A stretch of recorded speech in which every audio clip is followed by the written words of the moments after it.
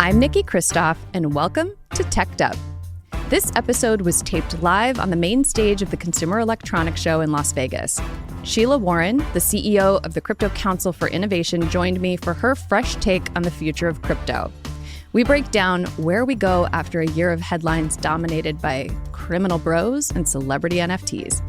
A note to our listeners: you can't hear the live audience or the booming metaverse display happening in the background while we taped, but there are some minor recording flaws in the episode. Also, apparently my voice drops to Elizabeth Holmes when it's noisy. Who knew? Welcome, everybody. This is a live-to-tape episode of my podcast, the Teched Up Podcast. I've never done this in front of an audience. I'm usually in a studio alone, so thank you for coming. We're at CES in Las Vegas. My guest today is Sheila Warren. Sheila, thank you for being here. It's such a pleasure, Niki. I always love chatting with you. So just some background on how I know Sheila and how we're going to frame today's conversation. So basically, it's the first week of 2023. The topic is what even with crypto? What next? We've known each other for about a year, which feels like about 10 years. I first met Sheila and asked you to come explain Web3 to me, because it had just entered the zeitgeist. So we will talk a little bit about you, your job. Got to talk about the elephant in the room, FTX and Sam Bankman-Fried a little bit. And then I want to kind of get back to the tech and the innovations and the inventions and where you see a path forward, what that looks like and what's required. Let's do it. Okay, so let's start with you, Sheila Warren. You are the CEO of the Crypto Council for Innovation. What is that? What's your job? And how did you fall into the crypto rabbit hole? Yeah, well, let's start with where I am now, and then we can go time travel back into the past and talk about how I got into this wild space. So I am the CEO of the Crypto Council for Innovation, which means I report to everybody else on my team.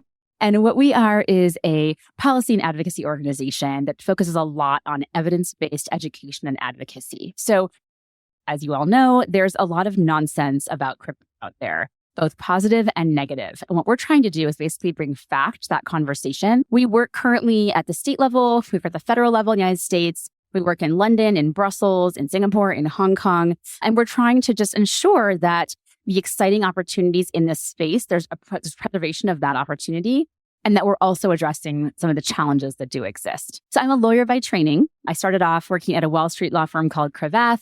I did tax, I did crypto, I did M&A, corporate M&A back before crypto was even a thing. This is like pre-Bitcoin, any of that stuff.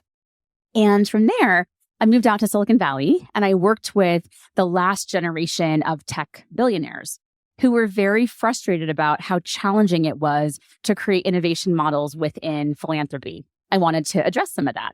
So I wound up doing a lot of work with Washington to think about how can we create a little bit more innovation space within philanthropy and move away from a very traditional kind of very top-down kind of model and create a more grassroots movement. From there, I built a product. I was a founder and built a product called NGO Source that was designed to make it easier to move money across borders, charitable money across borders.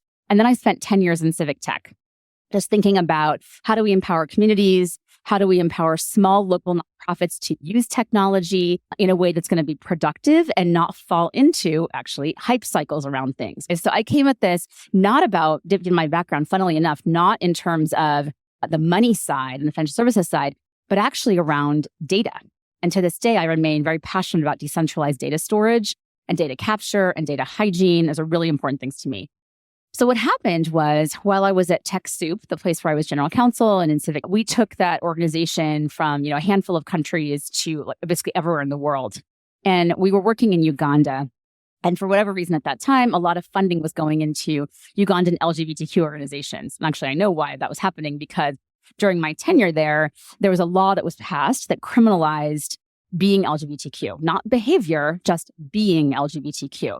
And we, of course, had in our database organizations, the existence of which, right, to get the money, we had to have a name, an address, like basic things that if gotten in the wrong hands would result in people being jailed, murdered. I mean, really scary stuff. So our CTO and I were like, there's hacks coming. Every organization gets hacked. This is when that was kind of becoming a really big thing. The cloud was in play.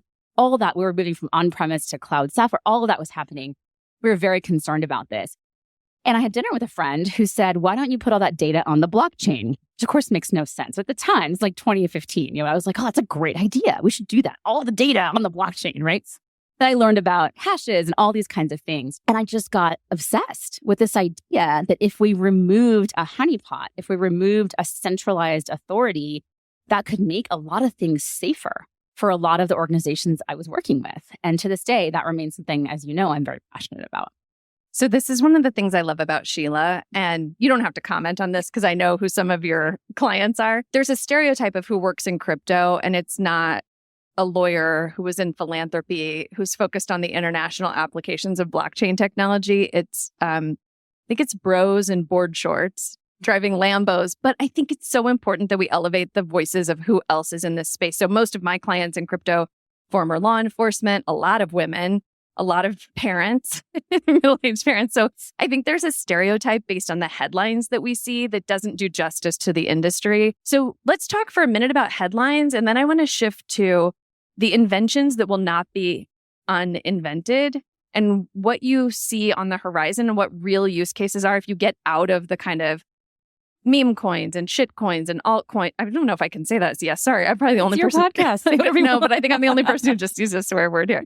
And sort of the day trading and the, like, what is beyond the hype? So let's start with, we got to talk Sam Bankman-Fried, recently arrested, hanging out at his parents' house. How does that impact you? Any thoughts on it? It's such a funny thing because people are looking at this as like an indictment. Some people, I think, not many, to be frank, are looking at this as a possible indictment of an entire industry. And what I see when I look at this is there were, again, maybe because I'm a lawyer, there were 8 criminal counts brought in this case. And I'm going to use words like alleged because, again, I'm a lawyer and you can't beat the training out of you completely. But, what this was the oldest crime in the book. It was an individual, or allegedly a small group of individuals, who were committing wire fraud and securities fraud and allegedly, again, commodities fraud and mismanagement of funds and criminal appropriation. And when you look at the time frame of this entire project, it's not like this went on for decades and decades and decades, right? This is not a Bernie Madoff, decades long in the making kind of Ponzi. Pretty quickly, there was a reveal of what was going on, and there are consequences that are being attached. Now, what I think is really interesting about this situation is that had this system been more transparent, been more decentralized, had there been some guardrails in place that blockchain technology is designed to embed, well, it would have been disincentivized behavior because easier and faster to spot with more accountability, hard to get away with, and consequences that have attached, right? So there are technical ways that we can embed some of the incentives we want to see in these systems. And I think that is getting underrepresented in terms of how do we prevent this from ever happening ever again? I think that's a really good point and maybe we back up a smidge. I assume people who at CES come to a crypto chat know a little bit about crypto, but the idea is it's supposed to be decentralized. You shouldn't be able to have one charismatic crook. I'm not even going to say alleged, even though I went to law school too, be able to take down billions of dollars in a short period of time. That's not actually how the system should work if it's truly decentralized, which it wasn't. So let's talk for a minute about DeFi. What's DeFi? Have we overlooked it for the last year? That's a leading question. And where do you think the next steps are for it? So the most important point I can make about DeFi is how new it is. And I cannot emphasize this enough. Okay, so there was something called DeFi Summer, and the time all blurs together, right? Because between the pandemic and like just life. But 2 years ago, I think is right, it was basically the summer of DeFi when a lot of projects launched. There was a lot of attention paid to this because the idea was, okay, we've seen some of this investment, speculation kind of thing. What else can we do with these assets? Can we create alternatives to insurance, to credit, to lending, to some financial services that are beyond just payments and payment rails, that are other things that people need and the global economy needs? What might that look like? DeFi is the amalgamation of all those different kinds of projects. But the point of DeFi is decentralized finance. So there's no gatekeeper. There's nobody telling you, sitting at a bank office and telling you this image we all have from like the 50s, right? Like, you get a loan, you don't get a loan, you get a loan, you get a loan, not you, right? That's not happening. So part of what I think we have to recognize is that an open system that permits a lot more kinds of interaction, that permits communities to actually create for themselves the systems that are going to be relevant to them. This again goes all back to my 10 years in civic tech and focusing on grassroots building build with, not for. How do you think about community? How do you create community? All of that is embedded within DeFi. So I gave you a very long answer to what was probably meant to be a very simple definition, but it is so critical that we preserve this space because it's so new and we have no idea how it's going to play out. I can't, people are always like, what's the next? I'm like, I don't know. I have no idea. Because the more secure and safe and robust and normalized this gets, the more kinds of innovation we're going to see in these spaces. And that is a story as old as time. I think you make a really good point, and maybe to just go up 30,000 feet or even 100,000 feet. I think we're in a moment where institutions are just so distrusted in the United States, but also globally. And the idea that we're all completely held hostage by financial institutions who don't have, frankly, any of our best interest at heart, even depending on where you fall in credit worthiness, if you're credit invisible, if you're banked, if you have assets, if you can be an accredited investor, which not everybody's allowed to do that. So there's sort of a paternalistic set of rules, and there are still people who just can't do the things with their money they would want to do, including, by the way, I understand the importance of laws around know your customer, but that means I have to physically go into a bank branch to set up my small company's account multiple times to get things worked out. If you live in a banking desert, if you don't have the time to do that, if that's not available to you, there's a reason people want 24/7 ability to manage their money. They want to be able to send money the way you would send an email, which you absolutely cannot do today. We have these antiquated rails. And so actually, let's talk a little bit about the rails themselves. I think that's one area where for sure we're going to see innovations adopted and continue to adopt. Yeah. So let's contextualize a bit, okay? And so I think we have to give credit where credit's due. And there's been a tremendous amount of attempt by the banking system, by banks, to address some of these problems, right? Like it's very rare to have a minimum balance requirement anymore. You know, overdraft has a lot more lenience around it. Like those are not things that were true 10, 20 years ago.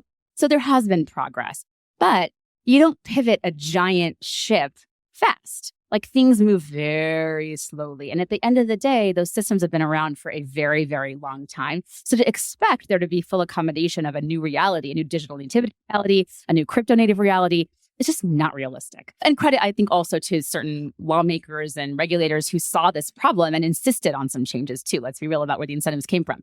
Now, that being said, I do think that when you think about how you build new systems, right? I think it's really telling because there's an accountability in anything that's new and innovative that we didn't have before. And there's more attention being paid to, is there an inclusive frame? Is it going to be equitable? What are the biases that are built in? Can we spot them? Can we address them? What are we doing about these problems? How are we avoiding just digitizing or cryptoizing, in some cases, all the problems that came before?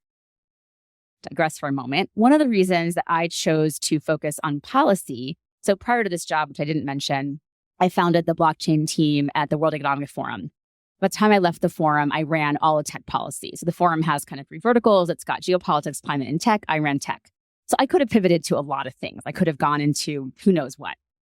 I looked around and said, crypto policy is the most important thing I could do with my time and passion in this next phase of my career, given where I am, because we could get it right or we could get it really wrong. And to me, getting it really wrong would be a worse system than we have now, which is not out of the realm of possibility, or it'd be digitizing all the bias, all the inequity, all the challenges, all the problems of our current systems and doing that all over again, which in my mind would be heartbreaking and tragic.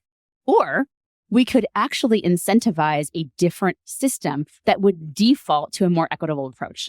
And that is what I'm spending my, next, who knows how long I'm going to be working, but whatever it is, the next phase of my career really focusing on. It's what motivates my team and what motivates, I think, a lot of the members who join CCI as well. So all of that context, I think, is really, really important because fundamentally what we have to focus on is users, is people. There is this trend that all of you who attend CES will have seen over the last few years around like human-centric design and human-centric planning and all this stuff, which has now fallen out of vogue a bit. I think about this more as community level. What kinds of community engagement can you engender when you're having more open systems, when you're not beholden to a centralized figure who's making all the decisions, right? And that's not just having more diversity in your team and thinking about use cases. It's basically the assumption behind blockchain technology is, here it is. We don't know what you're going to build with it because you can build all kinds of things with it. It's kind of like the internet, right? Like do things with it that we don't know what they are. Fantastic. What I think is really important is to understand that blockchain technology is an infrastructure. It's an architecture. And you can do you can have DeFi on it. You can have NFTs on it. You can have a centralized exchange that uses it. You can have all these different options, the way that you can have email and you can have like social media and you can have all these different things. It is an architecture. It is an infrastructure. What we do with it is going to be up to all of us, but preserving it and ensuring it remains as open, as decentralized as possible. And I think that is very, very, very, very, very much is critical. I think that's one, definitely true. That explains what Web3 is, which when the word popped up, so one of my critiques of just to go back, what I do for a living, I'm not a podcaster for a living. This is actually a hobby. For a living, I advise tech companies on how to communicate effectively. And so I fell bass-backward into crypto because no one knew what they were talking about. Like, what's an NFT? What's trustless mean?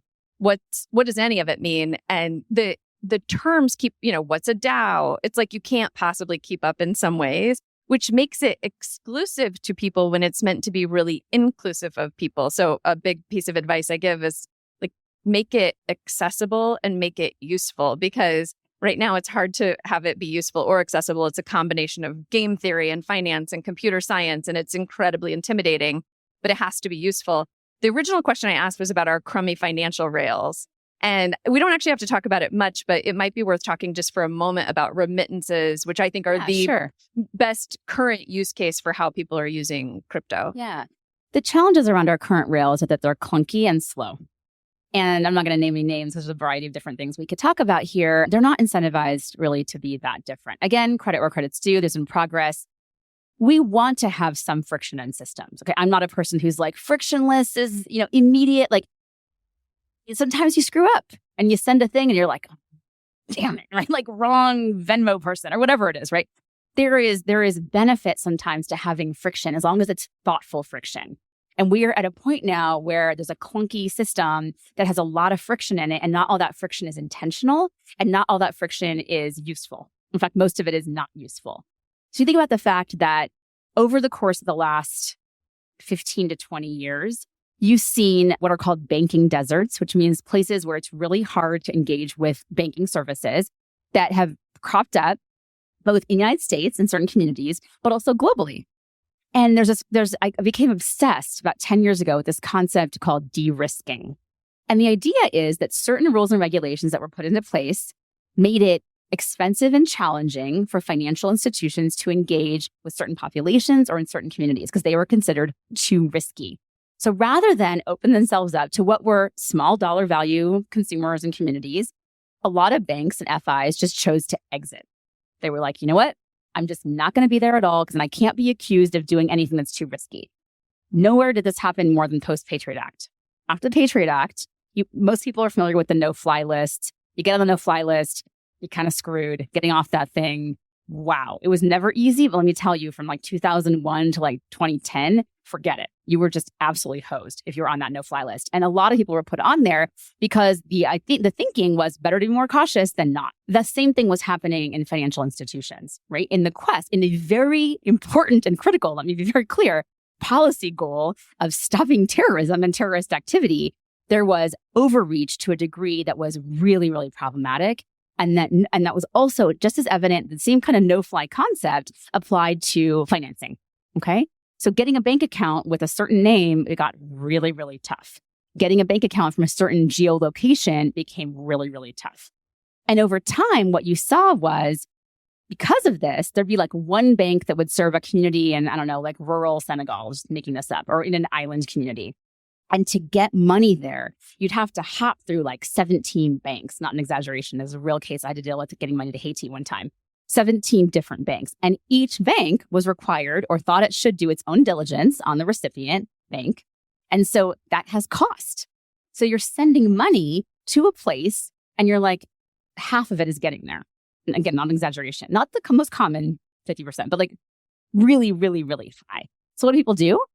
They created other mechanisms. They empowered a random dude to collect money from people and fly it on a plane and distribute it in these countries. Like, this is That happens today. So those are the challenges of our rails. Now, what a blockchain can do, and the reason why you see so much investment, especially like 5 years ago, by banks and financial institutions and central banks in this technology was like, oh, I can actually move money faster because it's more transparent, because it's not double spent, because I can track it, I can trace it in different ways. Now imagine that at a peer-to-peer level. Okay. Imagine that I am a worker. And the example I always like to use in this is Thailand and the Philippines. So in the Philippines is a majority remittance economy. That means that most of their GDP is from people who are going abroad and sending money home. Not the only country, but just a really great example. Because what happened over time was the Philippines became a massive adopter of crypto assets, digital assets, and blockchain technology. Why? Because it was so much cheaper to get that $20 or $100 home from wherever in the world. And there's a lot of, it's Thailand, it's the United States, it's wherever it is, than it was to do anything else. Whether to use a Wells Fargo type thing or even MoneyGram or whatever it was, so much cheaper and faster. That is what real people need. That is not what the rails that exist in legacy financial are designed to do. That's why I love talking to Sheila Warren. So I have never heard that description of banking deserts. I think it's such a good way of connecting also when you think about U.S. citizens potentially who are sending money overseas, which is millions of U.S. citizens. They've paid taxes on their money. They're trying to send it to relatives, and then they're paying money to send their money, and it's taking a long time. Well done. You've totally you've made the case for remittances, for digital assets. I mean, truly, I think that's right now the best use case. I'd love if you could talk about 2 things you're excited about, or maybe you have like a counterintuitive take on, are NFTs dead? Is there something you're excited about? You choose, but 2 things that you either think are interesting predictions or that you're excited about. I'd love to see less celebrity NFT. And I'll just vent for a second. And you've heard the story. So, and I was at South by this past year. And the absolute cognitive dissonance between the conference I was at, which was about privacy and civil liberties and security and activists and how can we create, more support for some of these people in parts of the world that are like engaging in these all this kind of stuff. And that whole conference, and then the celebrity DJ dropped NFT at midnight, come to the party. And I was like, what is happening? And I'm like, okay, well, this is crypto right here in a nutshell. It's like this core fundamental addressing of civil liberties and all these problems, and the come for the free NFT and the drinks and the whatever. And I was just like, so my hope and my prediction is that side of it is going to shrink a lot more, and this side of it is going to become more dominant, and yay. Okay, so that's one thing. Wait, and I'm going to add on to that. But I hope that we do find a way to bring the crypto curious into the conversation in a way that makes sense. The guy in front of me today at the Bellagio, he's not in crypto. He's just on a trip with his guy friends. But we were talking, he's like, it's a scam. I'm against it. And I want to help people see the potential, regular people, not people who just are in crypto or celebrity endorsers of an NFT. Well, I don't think it's helped anybody, the average person, I'd consider my whatever, normal person, to kind of have it be this glamorous whatever. I don't think that's helpful. I think it's actually helpful to surface more of the ordinary people using this. So I just think that normalizing this is going to mean moving attention away from some of that. And actually what's going to be left is actually the stuff that is more robust and that's frankly more interesting. So I actually think that those things work completely hand in hand. And the more we're talking about what's actually happening and not getting caught up in the spin and glamour and the Instagram of it all, the better off we're going to be, because we're going to build systems that actually make sense and that are based on something real, not just kind of the fad of the moment, So all that in my mind goes together for productive ends. The other thing, which is more nerdy, but I love talking about it, is it's why I got into this space in the first place. And so I think in all the discussions around financial services and number go up, number go down, what's the price of Bitcoin, blah, blah, blah, we've lost sight of the other major opportunity here, which is, I think it's been a good thing because this is more quietly being built, but it's decentralized data storage. It's the idea that a lot of corporate capture and government capture of data is happening in ways that are not good. And this comes up in the case of there's a hack of this thing. Your passwords are compromised. Oh no, and we're all just so immune to this now. We're like, oh, of course that happened. What a pain in the ass. Now I got to go and change my thing. We almost do. It's not normal. That sucks, right? And we can solve that using something like a blockchain-backed system of data storage, which is really amazing. So that work is happening really powerfully. And my hope, again, it kind of goes, it's the same thing. As some of this like hypey stuff becomes less the only topic of conversation, this stuff, which is about solving fundamental problems that, by the way, have not been solved, that kind of stuff I think is going to get a little bit more mainstreamed and talked about more. And again, that's why I got into this space in the first place, was addressing that problem. And I love the fact that there's been a tremendous amount of quiet behind the scenes work. Because I think if we really are serious about things like civil liberties and security and privacy, we have to think a lot more about our data, who has access to it and why and when, and not just rely on, the way we relied on banks to kind of, oh, you ought to be giving more people loans. And so you need to do that and shake a finger, right? Okay, companies, you need to be using data better and not collecting as much and being more responsible about it. How far is that going to really go when you have a business model predicated on that entire thing, right? It's just not realistic. So build a new system. Let's get it be better. Let's think about, again, empowerment of individuals, consumers. Like, I hate the term consumer protection. You know this. I think it's about consumer empowerment, community empowerment, individual empowerment, country level empowerment to actually create the world that we want to live in, which is one where we have more ownership of the global digital economy, of the internet. We have a piece of that, and we are able to make decisions for ourselves and our families and our communities and even at a country level that are going to be more reflective of what we actually want to see in the world. And that is, again, why I remain, I'll get off my soapbox, so passionate about this work, and why I feel like my background in civic tech and as a lawyer is exactly the right background to help hopefully usher this into existence. I love that as a prediction and something to be hopeful about. And I know, obviously, an audience at CES, these are folks concerned about cyber and security and data minimization and privacy and individual control. And the people who listen to my podcast normally are too. But I think we're starting to see a tectonic shift where all individuals are done with their data being extracted and paying fees that they don't want to pay. And so I think the movement toward a freer, more decentralized, more autonomous, more individualized set of systems, it's there. I don't think it's going away. It's just that we got to get past the hype and the headlines and sort of return to the fundamentals. Yeah. And, here's where I reveal I don't think it's a reveal. I think it's very obvious. I'm a giant nerd. But I was a person that was crunching SETI at home, on my, 1998 Mac or whatever, in my college dorm room, right? So the idea of distributed computing is very old. And it's a matter of just kind of taking that fundamental principle and saying, what would that mean if that were the layer, if that were the governance layer, if there were incentives to do that beyond just this is really cool, aliens, yay, whatever, what if there were actually incentives built into systems? Well, that's kind of what, in its purest form, a crypto asset is or can be. So let's lean into that a little bit more and make it less about cool thing, la la la of the moment, and more about this is systems work. We have systemic level problems. We can only solve them with systems-led systems change. And that is what this is about in my mind. And the more we get back to that and talk about it and surface it, the better off I think we're going to be. As I do think that the blockchain and crypto industry has forced this conversation into public light. And as much as I, rail on the celebrity, whatever, the reality is they brought attention to this stuff, right? And they made it okay to have these conversations in public and to call out some of these problems in the public sphere. And I think that's really productive. And now it's the responsibility of all of us to hold accountable the creation of that and the bringing of that into fruition. Great. So we will end with that call to action, which is, this is a tech crowd. We're all working in tech. I think that's right. Making sure that we look for a system that people can understand, but also use, that distributes power. I think we're in a moment where that's absolutely inevitable. And so let's do it in a responsible way. I like your point. To have systemic change, you have to actually work on the system. So best wishes with that. Thank you, Sheila. Thank you for joining me on this stage. Thank you, everyone, to this audience for coming and listening.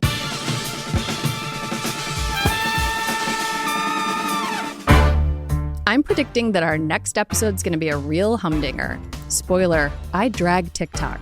We'll have Senator Mark Warner sharing his thoughts on the app, national security threats, and the brand new Congress. As always, thanks for listening and subscribing to the pod.